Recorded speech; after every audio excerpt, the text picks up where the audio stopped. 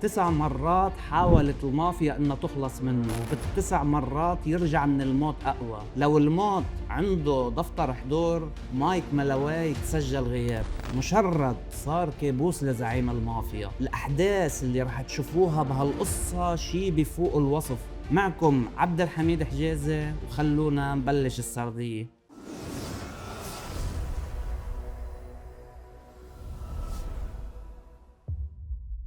سنة 1933 بشوارع نيويورك وبعز البرد عاش مايك مالاواي قصة ما كان بيعرف انها رح تحوله لأسطورة. مايك مالاواي مهاجر ايرلندي، وصل على نيويورك بالثلاثينات، بس كانت مشكلته انه مدمن كحول. الأنينة عنده قبل الاكل والشرب، ولانه صاحب حظ عاطل للانهيار الاقتصادي بيضرب امريكا، وبيلاقي حاله صار بالشارع مشرد ومفلس. وفوقها بيطلع قانون بيمنع بيع الكحول بامريكا، وبصير المشروب عملة نادرة وسوق سوداء بإيد المافيا. وبدون مقدمات بيلاقي مايك حاله صار ضيف شرف عند زعيم المافيا بقلب الحانة مع بحر من المشروبات. للحظة مايك حس حاله انه عم يحلم، بس هالكرم المفاجئ كان فخ. ومن هون بتبلش احداث مايك مالاواي.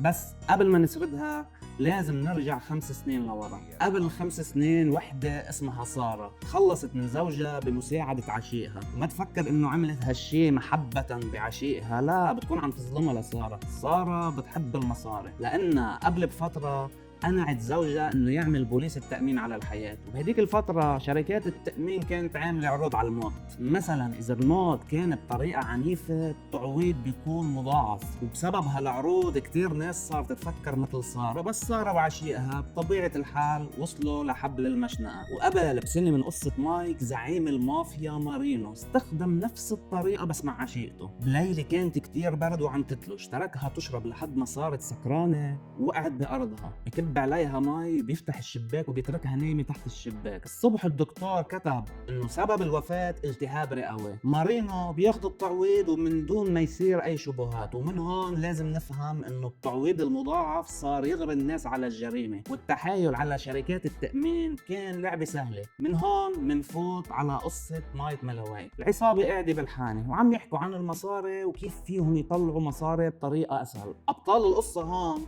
زعيم المافيا مارينو اللي تخلص من عشيقته، ريد مورفي اللي بيقدم مشروبات، في عنا الحانوتي باستو هو متعهد لدفن الموتى، والفكهاني كريس بيرد. وبما انه زعيم العصابة اخذ مصاري التأمين وصار مارق سنة على موت عشيقته، عرض على العصابة انه يلاقوا شخص كبير بالعمر او على حافة القبر. الهدف انه هو يعمل بوليس التأمين على الحياة يخلصوا منه وياخذوا التعويض. وكان مايك مالاواي هو المرشح الاول. هو مشرد بيجي على الحانة بشكل يومي حتى حدا يشفق عليه ويعطيه مشروب. بيروح ريد مورفي عند شركات التأمين مع صاحبه، بياخدوا معهم هويات مزورة وبيزوروا 3 بوليصات تأمين باسم نيكولاس ميلوري. الخطة هي انه يخلصوا من مايك ويزوروا تقرير الوفاة باسم نيكولاس ميلوري. مايك مالاواي كشكل مبين انه واقف على حافة القبر بس بده دفشة، ما بده اكتر من دفشة.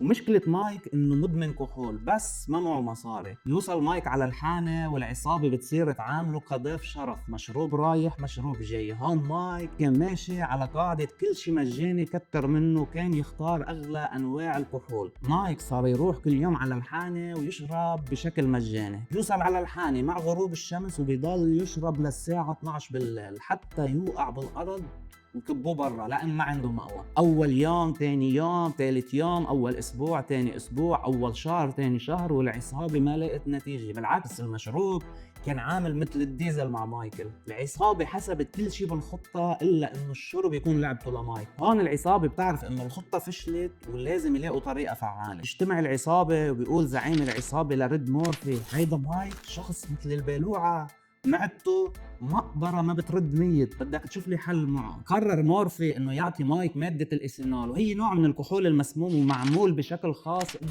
يكون غير صالح للشرب.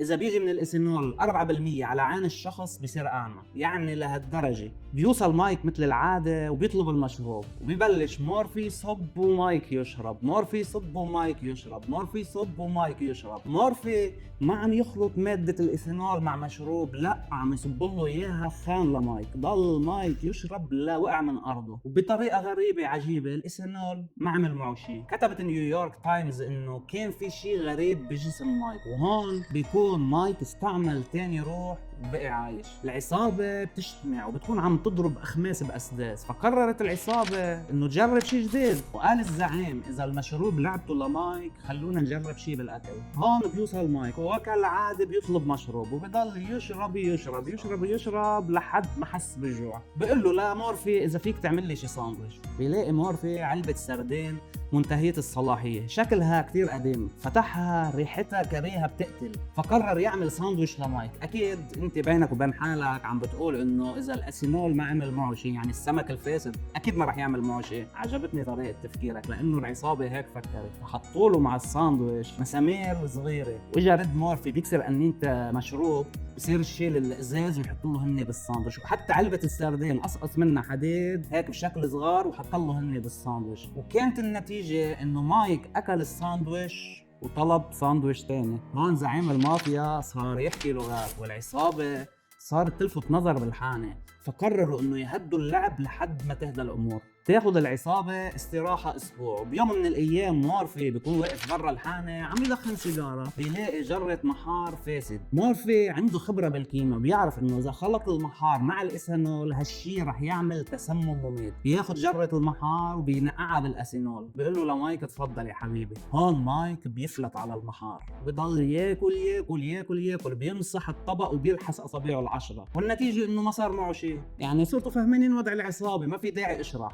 تجتمع العصابة وكل واحد فيهم عم يطلع بالتاني وعم يقول يا عمي شو عم بيصير معنا؟ شو هالعلقة اللي حطينا حالنا فيها؟ على اساس مايك واصل على حافة القبر ما عم يأثر معه شيء. بيقوم بيتذكر زعيم المافيا عشيقته اللي خلاها تشرب ورجع نيمها بالبرد وتسبب هالشي بموتها، وحب يعمل نفس التجربة مع مايك. شهر كانون الثاني بعز ليالي البرد بيتركوا مايك يشرب لحد ما وقع على الارض. حملوه واخذوه على حديقة قريبة. هالحديقة فيها مقعد خشبي، بينيموا مايك على المقعد الخشبي، بيخزقوا له ثيابه وبيكبوا عليه مي، بيتركوه نايم للصبح. هون حتى اي شخص عادي بكامل قوته من المستحيل يقدر يبقى للصبح على المقعد. تاني يوم العصابة ناطرة الاخبار الطيبة، ومن العدالة الالهية انه الحانوتي مرض صار بده مستشفى بسبب البرد هو وعم ينقل مايك بالليل. ومع ذلك بفوت مايك من باب الحاني ولا كأنه صاير معه شيء. هون زعيم العصابة بشد على حاله، بيحاول يبلع الامور عشان ما يتهور. قررت العصابه انه ترفع من منسوب الخطر، وهون بفوت سائق التاكسي على الخط. بيروح الحنوتي على موقف سيارات التاكسي وبيطلب من اثنين انه يدهسوا مايك بالسياره، يعني انه يعملوا حادث مفتعل. بس هالشخصين رفضوا. في شخص اسمه هاري جرين بيكون عم يتسمع الحديث وبيتدخل بالموضوع وبيقبل العرض. تاني يوم هاري جرين بيروح بيدهس مايك ملاواي، بيروح بيغيب له شي ساعه حتى ما يلفت نظر، وبيرجع على الحاني وبيفوت عند زعيم المافيا وبيقول له اتس اوكي دهست مايك ملاواي وخلصت لك عليه. يجي زعيم المافيا بيكمشوا هيك من اخوانيه وبيسحبوا هيك، بيقول له ما مايك عم يشرب. شو بيطلع سائق التاكسي صدم ايرلندي مهاجر بيشبه مايك ملاواي. وهون مايك بتكون اجت سلامته من عند الله. ب 30 كانون الثاني بيدهس سائق التاكسي مايك ملاواي بالسياره، حتى اثار الدولاب السياره كانت معلمه على ثيابه لمايك وكانت واضحه. مايك ما بيجي على الحاني ثاني يوم. العصابه صارت تفتش بصحف الحوادث بالجرايد عن حادث تاكسي مميت. يوم 2 3 4 اسبوع اسبوعين 3 ومايك مختفي. اللي صار انه تم نقل مايك على المستشفى بعد الحادث على مستشفى فوردهام، وكان مصاب بكسر بالكتف وارتجاج بالمخ، كان عنده كسر بالجمجمة. كان مايك بالمستشفى عم يعمل استجمام، بيظهر من المستشفى وأول شي وين بده يروح؟ بالضبط على الحانة. بس هالمرة بيكون عنده اللياقة والنشاط واصلين للقمر. بفوت من باب الحانة بيقوم بيوقف الكل مصدوم. بيجي بيقعد مايك على البار، بيصب المشروب تبعه، بيرفع كاسه بيقول أنا بموت بس كرمال المشروب. في مصادر قالت إنه هجومين تعرض لهم مايك بالحانة. أول مرة بصير مشكل مفتعل وبيتعرض لضربة قوية على الراس. تاني مرة كمان بصير مشكل مفتعل، بصير فيه رمي رصاص وبتجي الطلقة بجانب راسه لمايك. نجا مايك من 9 محاولات عملتها العصابة لتخلص منه، ويمكن بسببه صار المثل الشهير مثل القط بتسع رواح. من بين المشروب والاكل والتخطيط صرفت العصابه مبلغ $1875 لتحصل على تعويض مضاعف بقيمه $3500، وهالتعويض رح يتقسم على 5 اشخاص. هون العصابه حست بالاهانه وصار بدها تخلص من مايك باي طريقه بس للحفاظ على ماء الوجه. ب 22 شباط كان نهار 4، مايك بفوت لاخر مره على الحانه، ونفس السيناريو بيضل يشرب لحد ما يوقع بالارض. بيحملوا ريد مورفي والفكهاني وبياخدوه على اوتيل قريب من الحانه. بيوصلوا ماسوره الغاز عبر انبوب على تم مايك مالاواي. مايك مات خلال اقل من 20 دقيقه. وتاني يوم بيوصل الدكتور فرانك منزيلا بياخد رشوه مقابل انه يعمل شهاده وفاه مزوره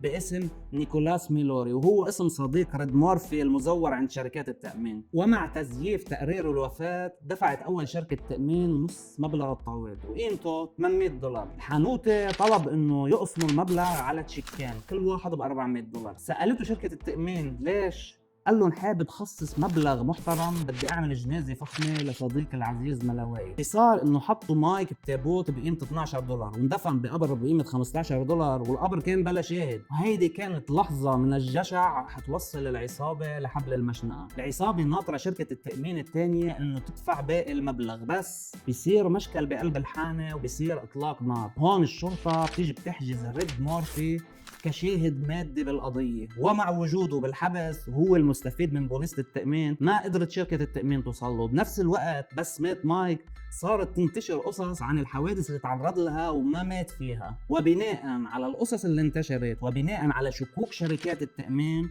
يفتح المدعي العام ساموئيل فولي تحقيق بموت مايك مالاواي. لسوء حظ العصابة علم السموم كان مزدهر بهديك الفترة. بيتم فتح قبر مالاواي من جديد اللي خلى الشرطة تشك وتفتح القبر، مع انه على اساس بدكم تعملوا له جنازة سدح ومدعي عاملين له القبر بلا شاهد. وبين تقرير الطبيب الشرعي انه سبب موت مايك مالاواي هو الاختناق. بيتم القبض على العصابة وصار كل واحد يعترف على الثاني. الشرطة بتصير تحقق بالحوادث المشابهة وبيكتشفوا جريمة زعيم المافيا مع عشيقته. الشرطة بتطلب من هاري جرين سائق التاكسي يكون شاهد مقابل تخفيف العقوبة. بيقبل هاري جرين انه يكون شاهد وبينحكم 10 سنين، وافراد العصابة بينحكموا اعدام على الكرسي الكهربائي. تم دفن مايك بقبر بلا شاهد بمقبرة بنيويورك. العبرة من القصة بفرجيك عواقب شرب الكحول لوين ممكن توصل. ومع انه مايك تعرض ل9 محاولات ليخلصوا منه، بس هو كان معتقد انه العصابة بتحبه وعم تقدم له المشروبات وعم تعمل معه منيح وكل شيء بشكل مجاني. بالختام، اذا عجبتك القصة دعمنا بلايك، واذا بتحب تسمع قصص جديدة اشترك بالقناة. معكم عبد الحميد حجازي، بشوفكم بفيديو جديد. دمتم برعاية الله ويعطيكم العافية.